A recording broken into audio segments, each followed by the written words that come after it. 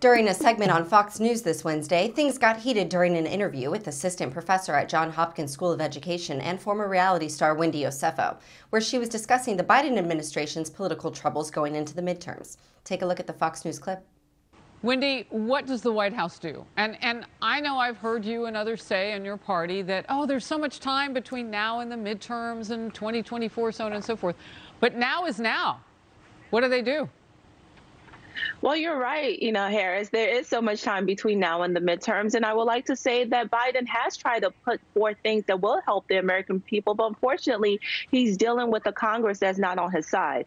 But I will also be honest. There is a lot of work to be done. And I think that for Democrats, what really hinges on Biden's legacy will be the Supreme Court pick. He has stated that he will put a Black woman in the Supreme Court. And if he is able to do that, I see a wave will change. And let me be clear on this, because people have stated a Black woman, well, we need someone that's qualified.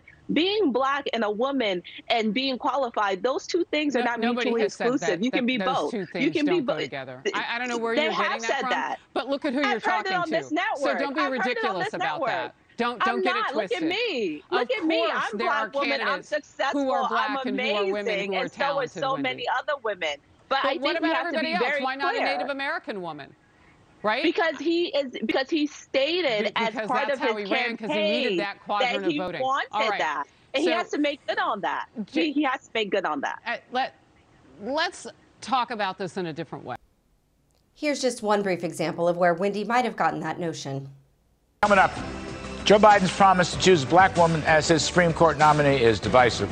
It's un-American. Racial preferences, sexual preferences. First of all, it's illegal, as Jonathan Turley said, as I said in my opening riff. Rolling Stone reports that criticism of Biden's choice has taken many forms. It's hard to say which take has been the most ridiculous, but it's safe to say that none has been more ignorant than Ted Cruz's contention that it's unfair to white people, who already occupy 8 of the 9 seats on the court, and the entire upper rungs of the federal government, corporate America, and basically any other entity that determines how people are able to live their lives in the United States. Senator Josh Hawley, who teamed up with Cruz to fight the certification of the Electoral College last January 6th, seems to think that Biden is going to wander out onto the street and nominate the first Black woman he finds, saying, quote, "I think it sends the wrong signal to say that, well, if a person is of a certain ethnic background, that we don't care what their record is. We don't care what their substantive beliefs are. That would be extraordinary," he told CNN.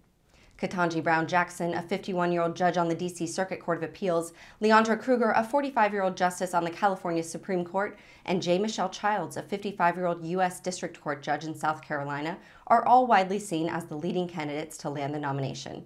It'd be hard to argue that all 3 aren't plenty qualified for the position. Thank you for watching. Please be sure to visit us at rawstory.com. And if you'd like to see more of The Raw Report, please like and subscribe, and join others who like their news raw too.